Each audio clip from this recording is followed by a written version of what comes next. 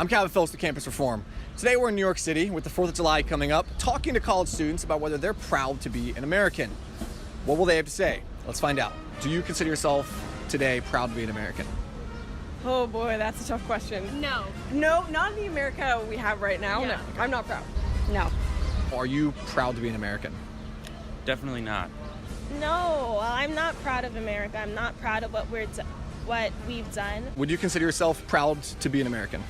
I'm gonna go with no, especially like recently. At the end of the day, I guess I would say no. I wouldn't necessarily say I'm proud. I think we need to stop thinking that we're the best nation on earth because that's just egotistical and it's not accurate. We're pretty great though. We're close. Things that are America, like I don't want to associate myself with. Patriotic views about America, when it really comes down to it, I feel like it's more just like a tool to be used to get people to join the army. And what about America right now would you consider yourself not proud of? I mean, I think the answer is pretty obvious. Just look at the news. There's a plethora of things that are going wrong. Orphan border issues. Got it. So were you not proud when Obama did it 5 years ago? I think that it's different now. A lot of the not proud of being an American comes from like the history of the U.S. Any places that come to mind that would be better? Better than the U.S., probably some nice little socialist country in Europe. If we change presidents, then I would be proud. And there's an America that we can make that will be great. Yeah. And so I Are believe. you saying make America great again? No. That's not what I'm saying. Everything with the Supreme Court right now is like really scary. I'm scared. I'm scared. I'm scared. genuinely scared. Were you concerned when President Obama filled the Supreme Court vacancies in the election year? No. In the past, were you proud to be an American, and what made you more proud then?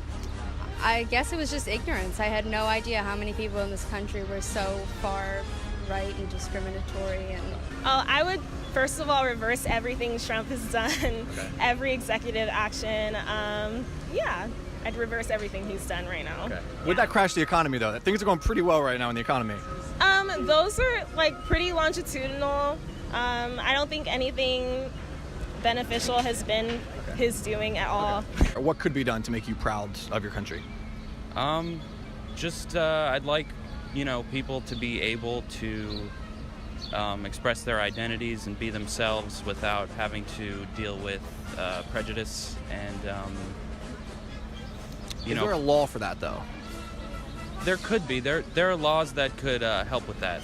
What do you think about the immigration policy in our country right now under President Trump?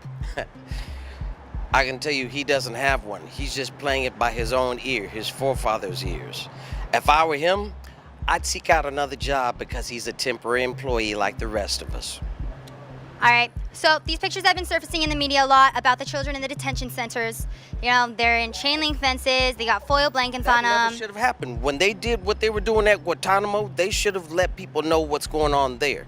That woman that died, got shot in the head, it takes a talented eye to shoot for mass, and it takes an even better eye to shoot for someone's head.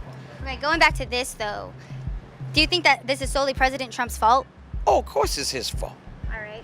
What Because if he could change policy anytime he wants to, but instead he's busy blowing up Twitter with BS. I told you that these are from the 2014 Obama administration? You know what? He had people up under him. He had plenty of people up under him. You can't go for the mountain when you got all the ground below you. But you're saying that this is all Trump's fault, but this has been going on since Bill Clinton. But you know what? This is what I'm saying to you today. It can't happen what happened back then. You take care of what's current. The current is that the current administration could take care of this in a snap. Well, just the whole concept of shutting down our borders from people that need our help is repulsive to me. But we're not shutting down our borders, we're just stopping illegal immigration into our country. We need illegal immigrants in our country. Why? I mean, Because okay. we need to be compassionate to people that need our help. It's a unique problem that has to be dealt with. I understand that, but at the same point in time, the zero tolerance policy is unacceptable. Did you know that there's been a 310% increase in the number of human trafficking victims coming from the border into our country? Human trafficking? Yes, people are coming from the border. In many cases, the parents of the children coming from the border aren't necessarily the real parents of the children at all, and they don't have documentation proving that they are their kids. It's kind of like the welfare system. Just because some people abuse it doesn't mean you shut the whole thing down. It's just something that bothered me after I left, man. Like these pictures right here, that's good. I'm glad you're out here showing people and you're making it apparent for people. But don't bullshit with people. Like if you're gonna show these pictures, lead with, hey, these are some Obama era pictures. I don't know where this is at. They don't have any context with them. But the point that I was trying to make, sir, is that the mainstream make that media is trying to demonize Trump a lot. They're trying to equate those to Trump. Nobody wants to talk about Bill Clinton or Obama. I'm not trying to trip people up. I'm trying to show people that the mainstream media is very biased and they're trying to make Trump look a specific way. That's perfectly fine. But don't try to trip people up. If you want to tell people that these are Obama pictures, Obama era pictures, just lead with that. Don't try to trip people up. Eating meat is pretty tasty, so it's no surprise that most people do it. You probably do. But are they making a mistake in leaving half the human race enslaved by patriarchy? Ann D'Alessio Parson is a sociology professor at Penn State University. She's sitting right next to me on the set right now. In a recent piece for something called the Journal of Feminist Geography, Professor D'Alessio Parson says that eating meat entrenches hegemonic masculinity and that for women going vegetarian, quote, pushes back against the patriarchy and may even eliminate the gender binary itself. Professor D'Alessio Parson joins us tonight. Professor, thanks for coming on. Yeah, thanks. Thank you. So you wrote this in the Journal of Feminist Geography. My issue did not come, so I haven't seen it. But tell me, I can send you a copy. I can't wait. So you say that vegetarianism helps women push back against the patriarchy and makes men more egalitarian and respectful. How does that work? Yeah, I mean, so that's not a direct quote, but that is very well summarized. Okay. So you must have good people working for you. Oh, for sure. So how do you connect eating meat, carnivorous behavior, with the patriarchy? Well, I said I brought you a gift, right? Yes.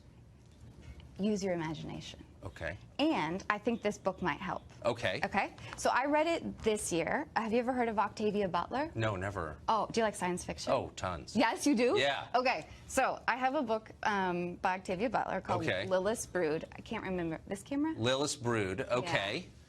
Yeah. And that's like a dystopian feminist novel about men. It's no. You got to read it. It's about carnivores? You got to read it to find out, right? Okay. Well, tell me, do you think that being a vegetarian helps defeat the patriarchy? Well, wait, first, you going to read it? Yeah, absolutely. Okay, so then Come on. Yeah, of course. Okay. Thank you. All right. And this is the one I'm reading. Okay. And for another partial response, check out this one. Good. So we've sold a couple feminist books here on the book club. They're not just feminist. But tell me, let's get to the nub of it. How I eat meat. Yeah. How am I perpetuating the patriarchy by doing so? Well, okay. There's several ways. One of the ways in which we perpetuate patriarchy is when we take up a little bit too much space. Right.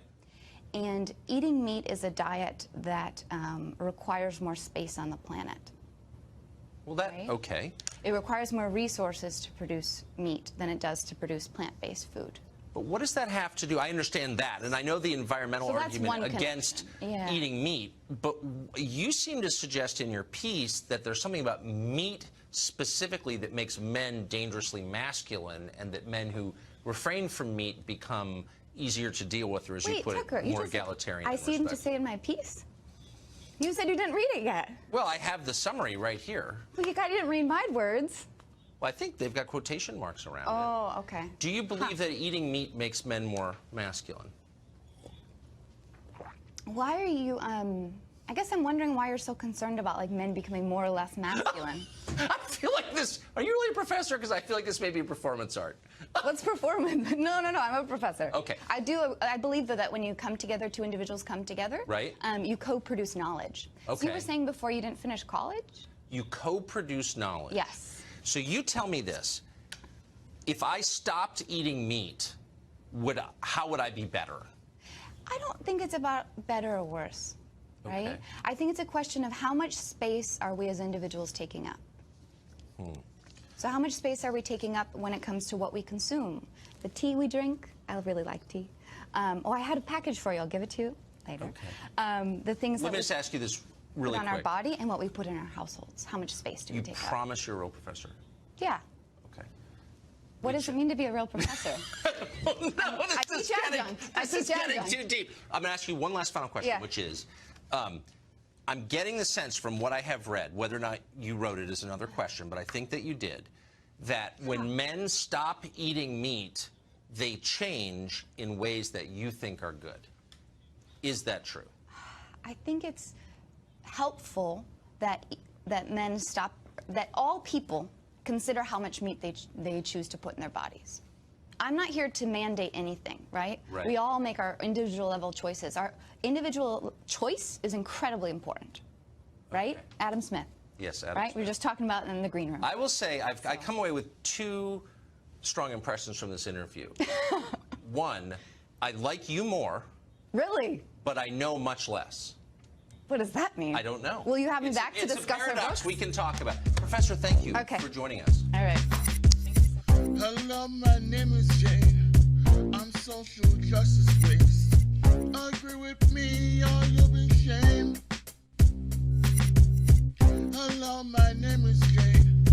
I'm social justice based.